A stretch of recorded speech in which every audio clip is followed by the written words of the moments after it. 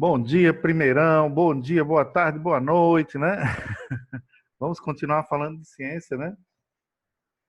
E aí, dando início a mais uma semana, né? As nossas videoaulas não param,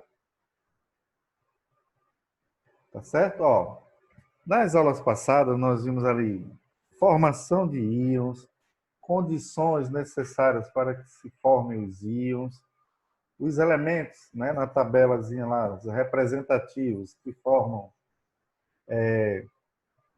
íons cátions e íons ânions, as famílias ali básicas, né? Certo? Vimos ali cada uma delas. E vamos aqui continuando nossa ligação, estudo sobre ligações químicas de forma efetiva, agora entrando para valer. Tá legal? Então, ó, na natureza, os átomos reagem o tempo todo, né, ganhando ou perdendo elétron, certo? Com o intuito de se estabilizar eletronicamente. Quando isso acontece, eles vão estar formando o quê? Formando as ligações químicas e, consequentemente, essas ligações químicas irá fazer com que eles formem agrupamentos, né? Podendo ser moléculas ou retículos cristalinos, né? Que é o caso dos sais, ou retículos metálicos, que é o caso das substâncias metálicas, tá? Então, vamos ver quando é que a gente vai poder falar de molécula ou não, certo? Então, nesse caso aqui, que é o exemplo que nós temos aqui na nossa página, tem a molécula da água e a molécula da amônia. Certo? Que é um conjunto de três átomos, onde esses três átomos adquiriram uma estabilidade eletrônica ou adquiriram configuração eletrônica de um gás nobre. Né? Configuração eletrônica é a mesma distribuição eletrônica de gás nobre. Certo? E aí eu digo que eles estão nessa condição, nesse momento, eles são isoeletrônicos, um gás nobre. Ou seja, possuem a mesma distribuição eletrônica. Né? Tá? E aí a molécula toda adquire uma condição de estabilidade, né? Mesma coisa para amônio, os quatro átomos aí, nitrogênio e três hidrogênio, né? Estão formando uma molécula, estão em condições de estabilidade tranquilo, né? Então, vamos ver cada caso, certo? Cada caso é um caso, tá? E aí, muitas coisas que já vimos, vamos dar só uma relembrada, né? Se dois átomos combinarem entre si, dizemos que foi estabelecida entre eles uma ligação química. Show. Os elétrons mais externos do átomo são responsáveis pela ocorrência de ligação química. Aonde encontra-se os elétrons mais estáveis no interior de um átomo? Na sua camada de valência, galera, tá? Na camada de valência. Então, tudo que nós estaremos estudando aqui com relação às ligações químicas é relativo à camada de valência, certo? Então, não tem nada a ver de reação envolvendo núcleo atômico, que aí é uma reação nuclear, é uma outra história, é o que ocorre lá para o caso ali da explosão atômica, né? Uma bomba atômica ali. Então, ocorre uma reação nuclear, é uma outra história, tá? Aqui não, aqui as reações ocorrem na superfície, na periferia da eletrosfera, né? Na última camada, na camada de valência, e não destrói o átomo, né? Tá? Até Lavoisier, até 200 anos atrás, até 1940, a ciência achava que os átomos não poderiam ser destruídos, mas hoje já tem a noção de que aquele ditado de Lavoisier, que na natureza nada se destrói, já não é mais válido, né? Então, na natureza, algumas coisas se destroem para formar outras, tá bom? Beleza? Mas é um detalhe, então, aqui o que nós estamos vendo é a ligação na camada de valência, aí sim, essas reações químicas na natureza, nada constrói, nada se destrói, tudo se transforma, né? Tá? Beleza? Pronto, agora vamos aqui. Para ocorrer uma ligação química, é necessário que os átomos percam, ganhem ou compartilhem seus elétrons na última camada. Tá? Então, o que nós vimos nas duas aulas anteriores, foi o caso de átomos querendo perder e ganhar, formando íons cátions, né? Tá? Ou íons ânions. Mas vamos ver também a situação em que eles vão compartilhar. Tá bom? Então, aqui no na nossa situação aqui, vamos ver aqui o caso aqui da relação entre o sódio, que é da família 1A, porque só tem um elétron na camada de valência, e o cloro, que é da família 7A, que é os halogênios, né? Ou família do flúor, tem 7 elétrons na camada de valência. No caso do sódio, metais alcalinos, tem um elétron, certo? Pela teoria do octeto, quem tem 1, 2 e 3 na última camada vai querer perder esse 1, 2 e 3, e quem tem, né, de 4 em diante vai querer completar, ganhar, completando isso aí para 8. Certo? Então, o que vai acontecer com o cloro? Vai ganhar esse elétron do sódio. Galera, quando isso acontece, nós dizemos que houve uma transferência definitiva do elétron, né? Esse elétron que foi transferido para o cloro, eles não voltam jamais para o seu átomo de origem. Espontaneamente, não. A não ser que seja uma coisa forçada em laboratório, né? Aí é uma outra história. Eles voltam espontaneamente. Por quê? Porque agora foi adquirida uma estabilidade eletrônica, né? Tanto o cátio aqui quanto o ânion está estável eletronicamente. Então, de que esse cátio monovalente positivo não é mais sólido, agora ele é uma entidade estabilizada. E o cloro também é o ânion estabilizado com carga negativa. Então, veja bem, quem ganha carga, quem ganha elétron, fica negativado, com excesso de carga negativa. E quem perde elétron, fica positivado, porque fica o saldo ali no átomo fica diferente, né? Ele fica com excesso de próton. Então, ele fica positivado, tá bom? A partir daí, aí eu tenho agora polos, né? Eu chamo NOx aqui, polo positivo e polo negativo. E ele se atrai por diferença de polo. Tá legal? Então, eu digo que essa atração aqui, agora entre o cátio e o ânion, é como ímã e é uma atração eletrostática, né? Por diferença de polo, tá beleza? Mas e se eu tiver, por exemplo, dois átomos que não querem perder seus elétrons, né? Não é o caso do hidrogênio. Os hidrogênios, eles não querem perder seus elétrons, porque eles só têm um na camada de valência. Certo? Então, eles querem se estabilizar igual quem? Igual o Hélio, que tem 2 elétrons. Tranquilo? O gás nobre hélio é o único estável na natureza com 2 elétrons. Então, o que é que acontece? Eles preferem, em vez de perder, eles preferem compartilhar o seu elétrozinho aqui, ó. Compartilhou, esse elétron que é desse hidrogênio passa a ser desse agora, ele fica estável com 2. E esse elétron da esquerda, que é desse hidrogênio, passa a ser do elétron também do lado de cá, e ambos se estabilizam eletronicamente, né? Tá? Sem ninguém perder e nem ganhar elétron. Então, nesse caso aqui, o que forma é uma molécula, certo? Então, molécula é uma condição de estabilidade eletrônica por meio de compartilhamento de elétrons. Como os elétrons são compartilhados, não forma excesso de carga, nem positivo nem negativo. Tá? Fique atento aí, que aqui não há compartilhamento, não há perca nem ganho, então aqui não há formação de cargas, nem positivo nem negativo. Então a molécula, a ligação covalente, não forma cátion nem forma ânion. Tá? Mas ambos adquirem estabilidade eletrônica, beleza, galera? Tranquilo? Entenda isso aí, tá? Pronto, vamos aqui. Aí, ó, os átomos de hidrogênio compartilham seus elétrons, né? Nenhuma novidade. Vamos lá. Na maioria das ligações, os átomos ligantes possuem distribuição eletrônica semelhante à de um gás nobre. Tá? Quando ele forma as ligações, ele fica lá igual a um gás nobre. Isto é, apenas o nível K completo com 2 elétrons ou 8 elétrons em sua última camada. Certo? Bingo.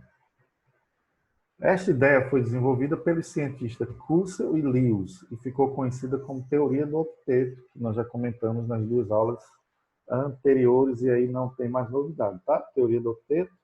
Bingo. Passando. Pronto. Um átomo que satisfaz a teoria do octeto, ele se torna o quê? Se torna estável e aplicado principalmente para os elementos do grupo A. E foi aqueles que nós vimos lá na tabela, que são elementos chamados representativos principais ali, tá? Ok? Nós vamos trabalhar daqui para frente. Aí aqui nós vimos que o hidrogênio é instável, o hélio é estável, o flúor é instável, o neon é estável, o sódio é instável. Quem não for gás nobre é instável. O gás nobre é estável, né? E aí, na maioria das vezes, os átomos perdem elétrons e são os elementos, são os metais da família 1A, 2A e 3A. Alcalina, alcalina terrosa e família do boro, né? Tá? A partir da 4A, que é do carbono, começa a completar, ganhar, completando para 8, né? Carbono ganha 4, família 5A ganha 3, família 6A ganha 2 e 7A ganha 1. Isso aqui também não é mais novidade, já foi. Aqui também já resolvemos, né?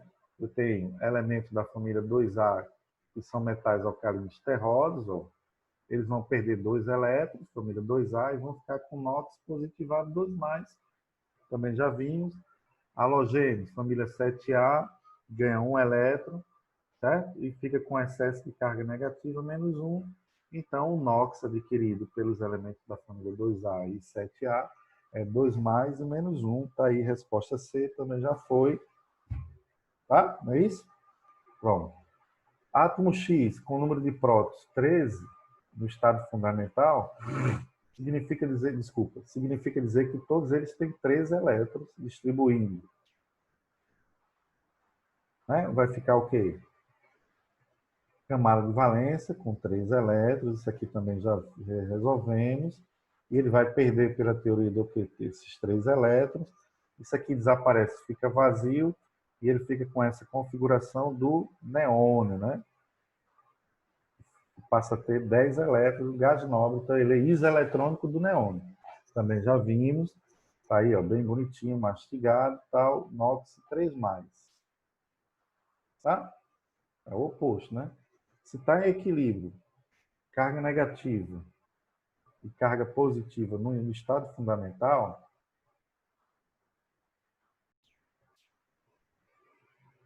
ó, vamos deixar claro de uma vez por todas uma coisa, né? Eu tenho, ó, carga positiva, tá vendo aqui, ó, o sinalzinho positivo e o sinalzinho negativo, né? No estado fundamental, elétrons e prótons são iguais, certo? Se eu vou reagir perdendo elétrons, ó, quem que vai ficar em excesso? São os meus prótons. Então, se eu reagir perdendo 1 elétron, eu vou ficar com excesso de 1+. Se eu reagir perdendo 2 elétrons, eu fico com excesso de 2+. E se eu reagir perdendo 3 elétrons, eu fico com excesso de 3+.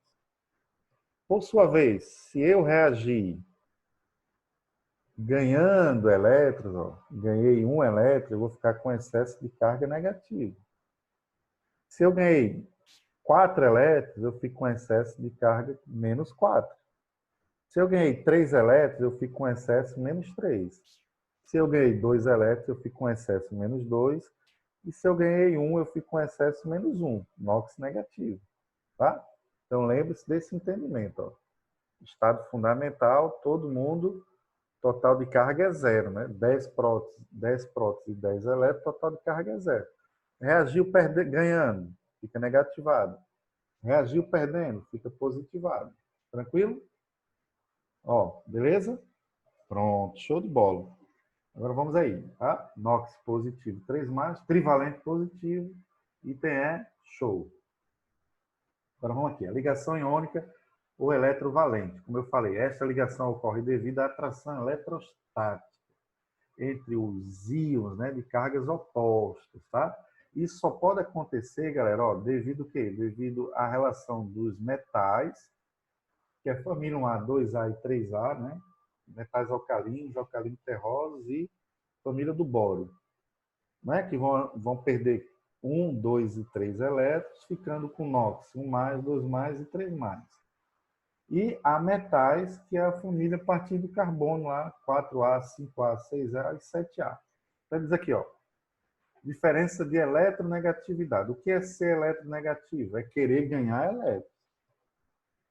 Então, a atração eletrostática só ocorre quando a reação entre metal e ametal. Os ametais são eletronegativos, reagem puxando elétrons para si. E os metais, eu digo que eles são eletropositivos. O que é ser eletropositivo? São aqueles elementos que querem perder elétrons. O que são elementos eletronegativos? São elementos que querem ganhar elétrons, tá?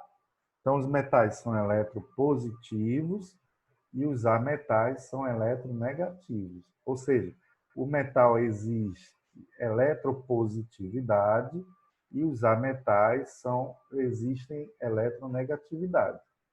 Quando isso ocorre, forma o cátion e o ânion, os íons de cargas opostas se atraem.